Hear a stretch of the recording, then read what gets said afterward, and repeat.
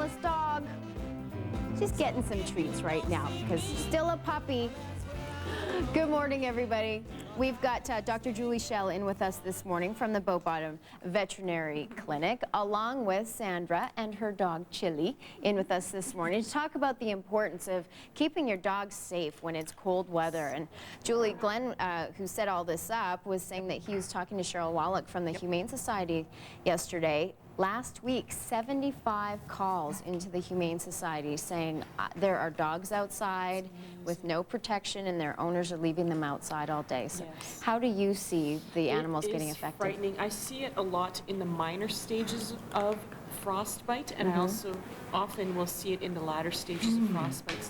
There can be scars for life after an animal has frostbite. You know what? We're going to give you a stick mic so that we can actually hear you, because we can't hear you. Do you even have a microphone on? You don't. Let's just do this, Glenn. Stick mic. Here, let's do this. Thank you very much, because we want to hear what you're saying. Sure. To hear you kind of. Okay, so I'm sorry. Would you mind letting us know what you see? So we see it in the minor stages. We see the initial stages of frostbite, which can be mild swelling of the skin or even reddened tissue. And we also see the latter stages where there's massive disease processes that are going on, scars for life the animals can have. They can lose digits, they can lose their ears and their tails. Absolutely. We have a couple pictures we can show, actually, of cats that have been outside and what can happen to them. I believe we've got like ear issues. Show us what's happening here. So this is the first stages of frostbite that you will see in a cat, and it basically is really darkened ear tips. The ear is brownish, reddish, bluish in color, and it just gets worse from there if the animal does not receive proper medical attention at that stage. Okay. It will progress into larger swelling, and actually the tip of the ear can often fall off, like this unfortunate little cat. Look at that. Yes, and notice how the ears are folded over because the cartilage has died.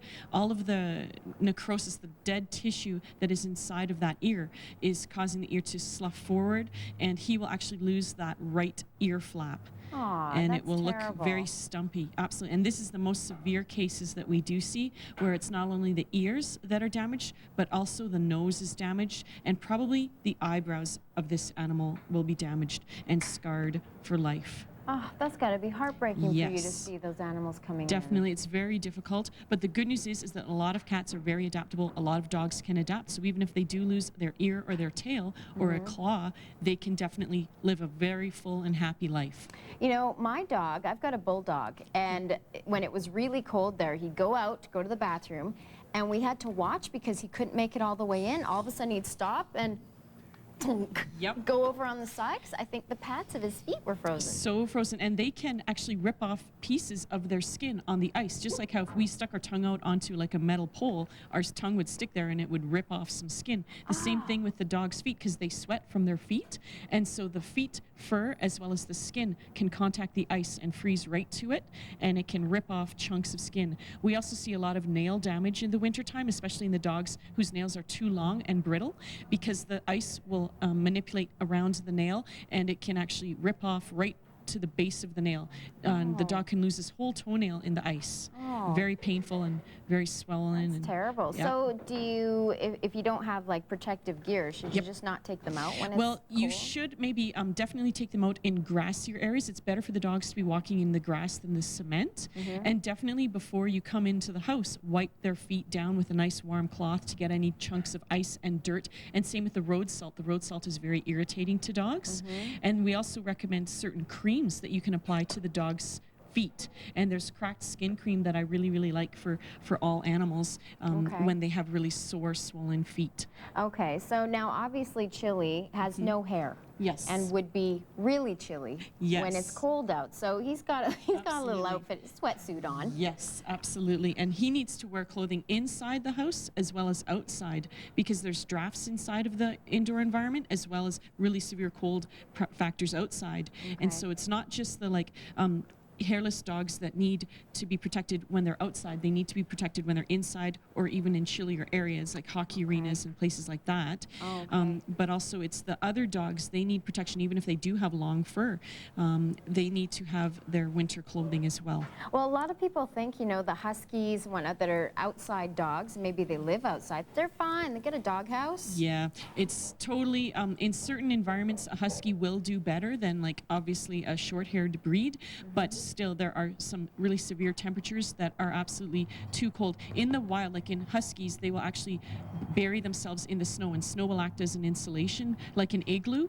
But when they don't have the ability to bury themselves in the snow, like say if they're in the backyard and there's not much snow and no doghouse, then even a Husky or Malamute, they can succumb to frostbite. Oh, that's terrible. So then what's the temperature cutoff when you have to bring your outside dogs in? Well, a good rule of thumb that I like to use is when it's too chilly for us to be outside without like a nice warm jacket, then we should really be considering how cold it is for our dogs. So sometimes even like when it's -10, it is required to have a nice warm outfit for your dog to wear. Okay. All right. Those are good things to keep in mind. And you had mentioned that you brought along some stuff that we can take a look at.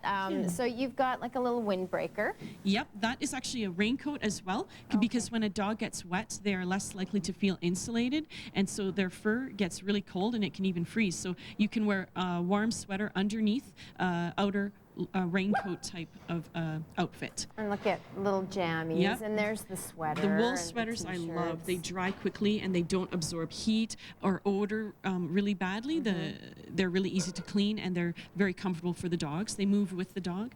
You mentioned this, well, I know this brand actually is good for women and men too. Absolutely. That is my favorite brand, and I've tried so many different kinds, and I love it because it's all natural herbal and it doesn't irritate the skin. It doesn't feel greasy and oily on the dog's paws, and if they lick a little bit of it, it won't injure them because it's not having a lot of alcohol or any sort of formaldehyde in it, so it's very natural and safe. You put that on right on their nose and paws? Yep, and their paws, absolutely. Okay. Yep, very beneficial. Good. And then the little booties. Which ones do you like? Booties are great.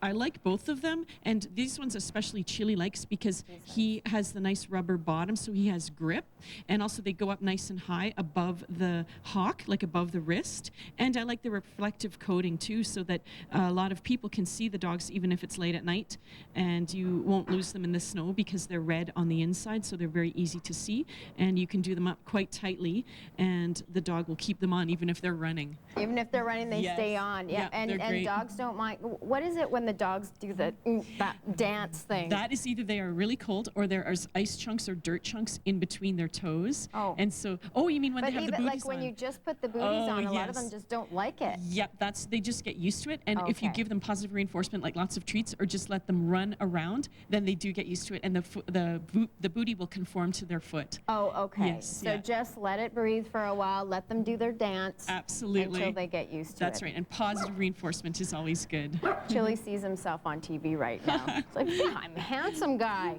I'm a handsome guy. All right. Thank you so much, Dr. Thank you, Tara. Schell, in with us again this morning. And there is a website that you can go to find out more about what Dr. Julie Schell does. What's your website at Bow Bye? It's bowbottomvet.com. Bowbottomvet.com is where you can go to get more info. Thank you so much. Thank you, Tara. Okay, we're going to be right back. We're going to do some cooking. I am going to whip up a batch of poffertjes. We'll be right back.